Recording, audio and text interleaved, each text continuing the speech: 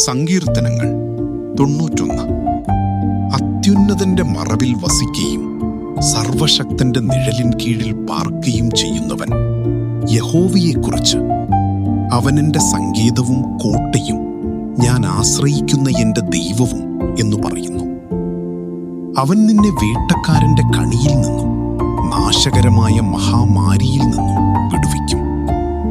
തൻ്റെ തൂവലുകൾ കൊണ്ട് അവൻ നിന്നെ മറയ്ക്കും. അവൻ്റെ ചിറകിൻ കീഴിൽ നീ ശരണം പ്രാപിക്കും. അവൻ്റെ വിശ്വസ്തത നിനക്ക് പരിചയം പലകയുമാകുന്നു.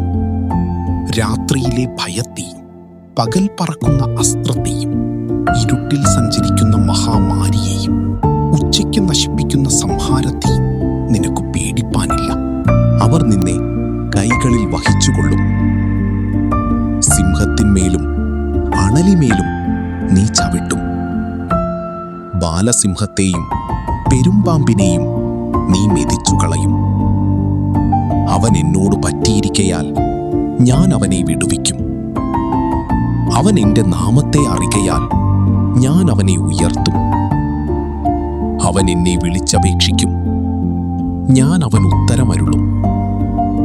കഷ്ടകാലത്ത് ഞാൻ അവനോട് കൂടെയിരിക്കും. ഞാൻ അവനെ വിടുവിച്ച് മഹത്വപ്പെടുത്തും.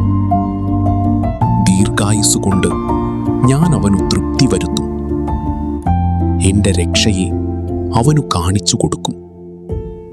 ഈ സങ്കീർത്തനം ദിനംപ്രതി പ്രാർത്ഥിക്കുന്ന പ്രകാരം സർവശക്തനായ ദൈവം പരിച കൊണ്ടവനെ മറയ്ക്കുന്നു. എല്ലാവരെയും ദൈവം അനുഗ്രഹിക്കട്ടെ. ആമേൻ.